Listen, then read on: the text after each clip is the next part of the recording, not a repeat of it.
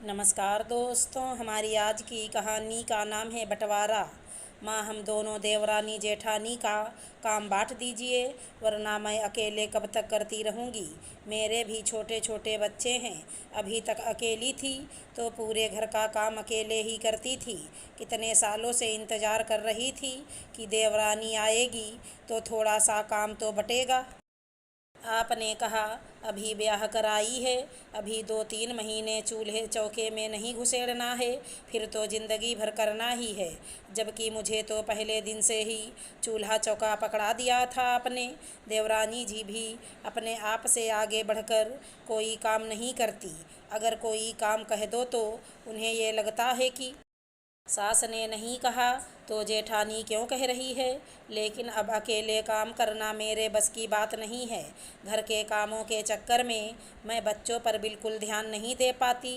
तन्वी ने अपनी सासू माँ जानकी देवी से कहा, खबरदार, जो फिर कभी मेरे सामने घर के काम बांटने की बात की तो। तुम बड़ी हो, तुम्हें तो करना ही है। अभी वो नई है, उसे क्या पता यहाँ के कामों के बारे में। अभी तक अकेले करने में तुम्हें कोई परेशानी नहीं थी, लेकिन प्रिया के आते ही तुम्हें भी तकलीफ़ होने लगी। माँ, आप मेरी बात समझ नहीं रही हैं। शुरुआत से उसे आराम दिया है और अब वो जानबूझकर आगे नहीं बढ़ती। मेरे किसी भी काम में मदद नहीं करती। मैं भी अकेली कहाँ तक करूँ। तुम चुप रहो तन्वी, जो एक बार कह दिया सो कह दिया। ज़्यादा बहसबाजी मुझे पसंद नहीं। जब तक हम जिंदा हैं, ना काम का बंटवारा होगा, ना किसी सामान का। दोनों लोगों को साथ मिलकर ही काम करना पड़ेगा, समझ गई तुम। जानकी देवी ने अपने स्वभाव के अनुरूप बड़ी बहू तन्वी को डांट कर चुप करवा दिया। जानकी देवी भी दोनों बहुओं का स्वभाव बहुत अच्छी तरह समझ रही थीं। जहाँ बड़ी बहू रानी तन्वी अकेले ही सारा काम संभाल लेती थी, वहीं छोटी बहू प्रिया हर काम से जी चुराती रहती, कभी किसी काम में आगे नहीं बढ़ती। घर में भी सबको यही लगता। तन्वी हर काम जल्दी और सही से करती है और प्रिया हर काम मुंह बनाकर करती है, तो सब तन्वी से ही काम को कहते। प्रिया से कोई किसी काम के लिए कहता ही नहीं। वो आराम से सज संवर कर अपना कमरा, कपड़े, अलमारी संभालती रहती या मोबाइल चलाती रहती। उनका पति पंकज घर पर होता तो उसके साथ में बैठी रहती, उसके आगे पीछे नाचती रहती।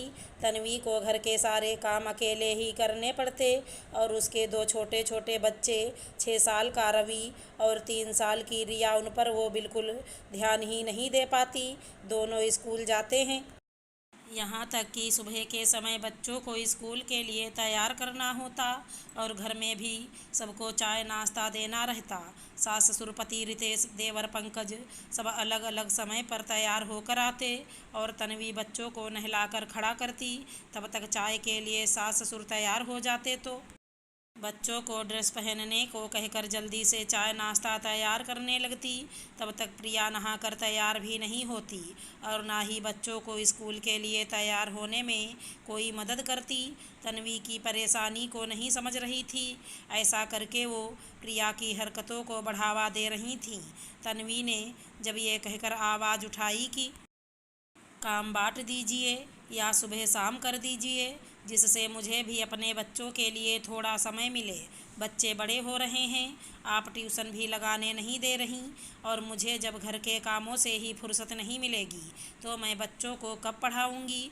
जानकी जी उसे यहीं कहकर चुप करवा देती। तुम बड़ी हो, पहले आई हो, इस घर के हर काम से वाकिफ़ हो, तुम्हें जल्दी सब काम करने की आदत पड़ चुकी है। वो अभी आई है, उसे समझने में समय लगेगा, इसलिए तुम्हें तो काम करना ही पड़ेगा। अपनी इस जिद की बलि वो तन्वी को चढ़ाती रहीं। एक दिन शाम को 8 बजे तन्वी अपने दोनों बच्चों को लेकर पढ़ाने बैठ गई। ससुर जी 8:30 बजे खाना खाते थे। उसने सासू माँ से कहा, मैंने पूरा खाना बनाकर रख दिया है, बस बाबूजी को गरम रोटियां सेक कर देनी हैं। आप प्रिया से कह दीजिएगा, वो सेक कर खिला देगी। बच्चों के कल से एग्ज़ाम हैं, मैं थोड़ी देर उन्हें पढ़ा दूँ। कहकर तन्वी वहीं बच्चों को पढ़ाने बैठ गई। प्रिया ने ससुर जी को खाना दिया। एक रोटी देकर वो मोबाइल चलाने लगी और ससुर जी को रोटी देना ही भूल गई। तन्वी का दिमाग बच्चों को पढ़ाते हुए भी ससुर जी के खाने में लगा था। उसने जब प्रिया की लापरवाही देखी तो सासू माँ से कहा, तो फिर से उनका वही जवाब, तुम ही देखोगी सब, उनसे नहीं होगा। ये सुनकर तन्वी की सहनशक्ति जवाब दे गई और वो बोल दी, ये भला क्या बात हुई? मुझे तो हर काम के लिए आप ये कहती रहती थी कि करोगी नहीं तो सीखोगी कैसे। हर काम करने के बावजूद हर समय नाक में दम किए रहती थी। अब आपको क्या हो गया? अपनी छोटी बहू को कुछ नहीं सिखाना है आपको? आप घर की बड़ी होकर ये पक्षपात क्यों कर रही हैं? मैं आपसे अलग करने के लिए तो कह नहीं रही हूँ, सिर्फ काम बांटने के लिए कह रही हूँ। लेकिन आप अपने स्वार्थ में अंधी होकर कोई फैसला ले ही नहीं रही हैं। इस तरह तो आप पक्षपात करके हमारे दिलों में एक दूसरे के लिए प्यार ख़त्म कर देंगी, क्योंकि इस तरह से तो दिलों में गांठ पड़ना स्वाभाविक है। मुझसे हर समय काम करवाएंगी और प्रिया को ये कहकर बख्शती रहेंगी कि वो अभी आई है, उसे घर के कामों की जानकारी नहीं है। मैं भी एक दिन इस घर में नई आई थी, तब तो आपने कभी नहीं कहा, बल्कि पहले दिन से ही हर काम की जिम्मेदारी मेरे ऊपर डाल दी।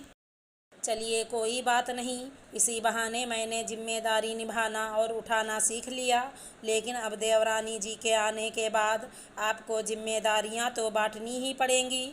अब मैं घर के कामों में अकेली नहीं पिसूंगी, मेरे बच्चों और पति के लिए भी मेरी कुछ जिम्मेदारियां बनती हैं। आप काम बांटिए, वरना मैं खुद ही ये काम कर लूँगी, कहकर तन्वी रोने लगी। उस दिन जानकी देवी को पहली बार अपनी बड़ी बहू की बात सही लगी। उन्होंने उसके दर्द को महसूस किया।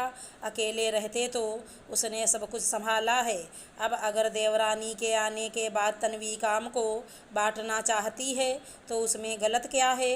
उन्होंने उसी दिन दोनों बहुओं के बीच घर के कामों का बंटवारा कर दिया और खुशी खुशी दोनों बहुएं अपने अपने काम करने लगीं। अगर हमारी कहानी पसंद आई हो तो चैनल को लाइक शेयर सब्सक्राइब करें। राधे राधे दोस्तों।